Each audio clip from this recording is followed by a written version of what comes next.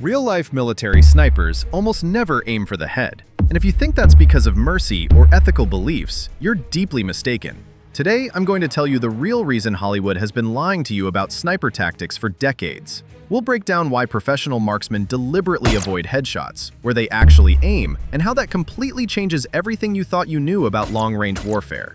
Plus, I'll show you the crazy physics that makes a headshot practically impossible at the distances these guys really work at. Here's what will blow your mind about sniper physics. Picture this. You're a sniper lying in some godforsaken field, trying to hit a target over 300 meters away. And that's considered a short shot for military snipers.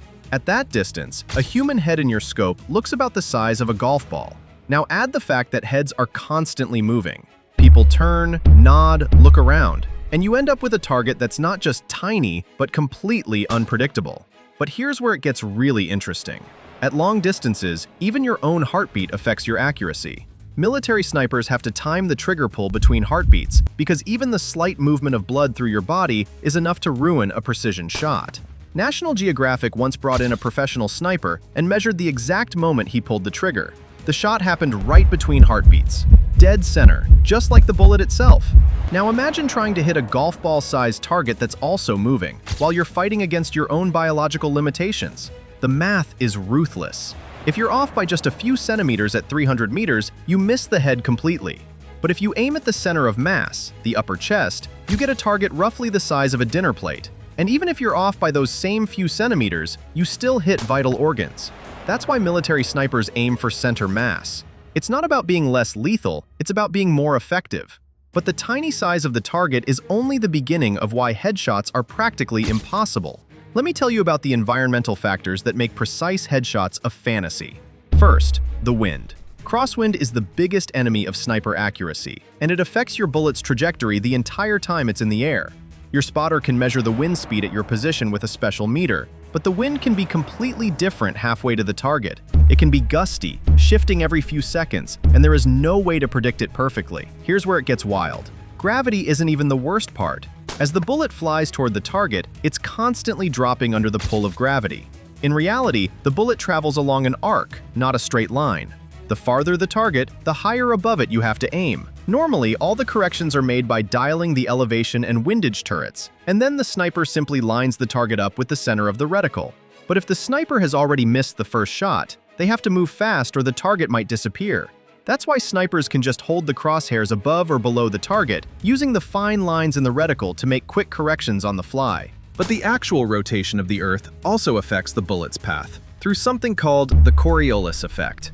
When you fire, the Earth is literally moving out from under the bullet. The planet spins from west to east, and as soon as the bullet leaves the barrel, the Earth keeps rotating beneath it. If you're shooting west, your target is effectively rising and moving closer to you, which makes the bullet hit lower than expected. Shoot east, and the target is effectively dropping away from you, which makes the bullet hit higher. It's like trying to hit a moving target while you yourself are riding a spinning carousel. That's why flat Earth believers would make terrible snipers.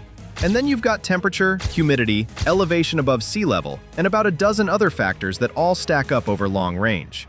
To correctly account for wind, gravity, and the Coriolis effect, knowing the exact distance to the target is critical. For example, if the target is actually 800 meters away, but the spotter mistakenly estimates it as 700, the bullet will hit about 20 centimeters lower than expected, which can easily mean a complete miss. That's why spotters use laser rangefinders that calculate distance precisely by sending out a narrow laser pulse to the target and measuring how long it takes for the reflection to come back. Ukrainian sniper Vyacheslav Kovalsky broke the world record in November 2023 with a shot at 3.8 kilometers. He was 58 years old at the time. That's more than twice the length of the Brooklyn Bridge. The bullet was in the air for almost 9 seconds, giving all those environmental factors plenty of time to ruin your shot. At those distances, aiming for the head is like trying to thread a needle while riding a roller coaster in the middle of a hurricane. By the way, a lot of people think the sniper is the lone badass who does everything himself. That's not how it works. The spotter is actually the more experienced of the two. He's the one doing all the math, all the wind calls, and figuring out what corrections the shooter needs. In a sense, the shooter's weapon and ammo belong to the spotter, because he's the one telling the sniper exactly what to do and when. If the sniper misses, the spotter sees where the bullet actually hit relative to the target, and that gives him the information he needs to correct the next shot. The spotter gives fast, concise, and precise feedback, so the sniper can adjust and fire again. Now we get to the part that movies completely twist about what snipers actually do. Everyone thinks snipers just lie there and take precision shots all day long. But here's the truth. Shooting is maybe 10% of a sniper's job. The other 90% is reconnaissance, observation, gathering intel, and reporting enemy movement. If a sniper can get close enough to take a shot at a target, he can also watch that target and their movements. That information is then passed up the chain to coordinate artillery fire or an airstrike. The sniper can then report whether the target was effectively neutralized. That's why, besides marksmanship, snipers have to master observation, intelligence gathering, survival, and navigation skills. When a sniper does finally take a shot, it's usually to eliminate a high-priority target that poses an immediate threat to their unit.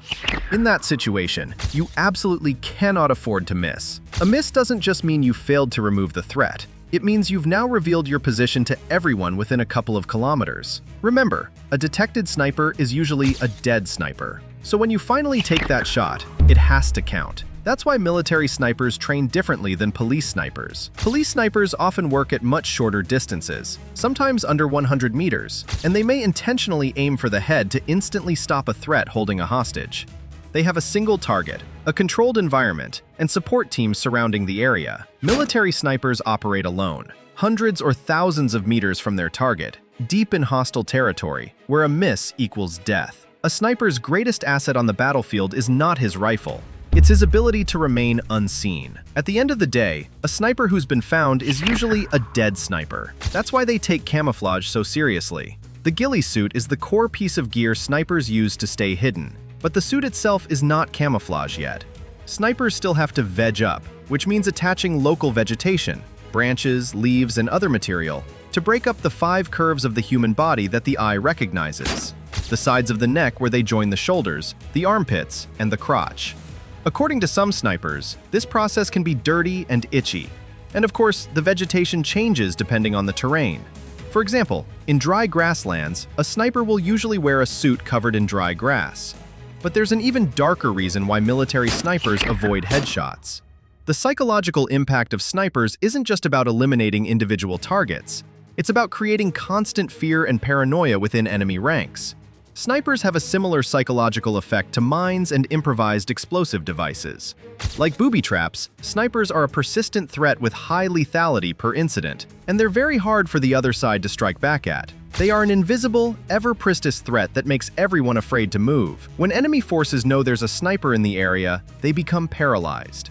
Officers remove rank insignia from their uniforms or use subdued patches that are harder to identify, so they won't be picked out as high-priority targets. On top of that, avoiding exaggerated salutes in the open, or even declaring no salute zones, means snipers have fewer chances to identify higher-ranking officers. Soldiers avoid gathering in groups. Normal military operations grind to a halt because everyone keeps looking over their shoulder. This kind of psychological warfare is incredibly effective, but it only works as long as the sniper stays hidden and remains a threat. Miss a shot because you tried to look cool with a headshot, and now everyone knows where you are. Your psychological edge is gone forever. The most effective snipers understand that their greatest weapon isn't the rifle, it's fear. And you can't spread fear if you're dead because you blew a difficult shot. I'm not saying snipers don't have feelings, but there's a joke that the first thing a sniper feels after pulling the trigger is recoil. And here's the final reason why headshots are basically suicide for modern military snipers. Modern warfare has made the sniper's job exponentially harder. Drones equipped with thermal imaging can detect snipers even when they're perfectly camouflaged, because they can see body heat. Counter-sniper teams are constantly scanning for muzzle flashes and acoustic signatures. Advanced ballistic computers can triangulate your position from a single shot. Drones have already proven their extreme effectiveness in the war in Ukraine.